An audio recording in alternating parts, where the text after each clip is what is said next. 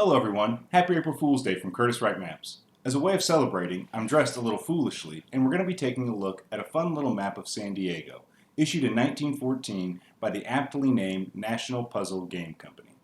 The map was designed and issued as a souvenir in conjunction with the Panama-California Exposition held in San Diego at Balboa Park between January 1st, 1915 and January 1st, 1917. The purpose of the event was to celebrate the opening of the Panama Canal, which occurred officially in August of 1914. Now, this was a really big deal because the opening of the Panama Canal shaved almost 8,000 miles off the trip of a ship traveling from New York to San Francisco. To illustrate this point, I've got this helpful map right here on my sleeve. So we can see a ship traveling from New York before the Panama Canal would have to travel all the way down beyond my wrist and below South America to reach ports in San Francisco and San Diego on the west coast. But with the opening of the Panama Canal, they can cut the distance by traveling right here across my forearm. San Diego wanted to host the World's Fair to establish itself as an important port and strategic location on America's west coast.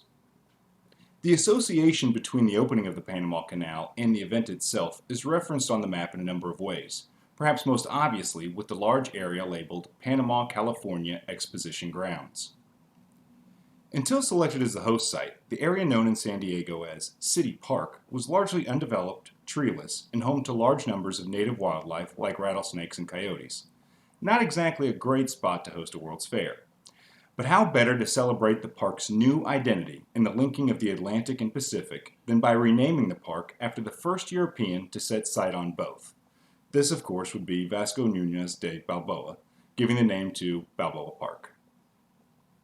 Finally, the title of the map also alludes to the canal, referring to San Diego's position as the first port of call for ships traveling from east to west through Panama.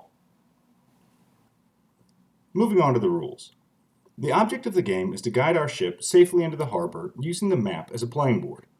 Unfortunately, I don't have the original pieces, but my brother did help me create a few approximations from some medium gauge wire. The rules of the game are explained on the back and stipulate that no red dots, which symbolize mines, or points of land can be crossed by our path. Seems fair enough. There are two ways to play.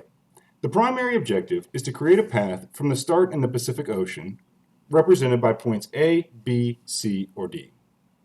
You then use all 12 pieces to create a continuous path to the fairgrounds, represented by point T. The original pieces would have been sized to allow 2 pins to fit in each of these holes, and it would have been a little easier to use. An alternative method of play allows you to use any number of pieces, ensuring, according to the back, an endless source of entertainment. An advertisement for a local real estate agent, along with facts praising the host city, are also found on the verso, and the whole combination makes this little piece a very interesting synthesis of commemoration, amusement, advertising, and civic pride.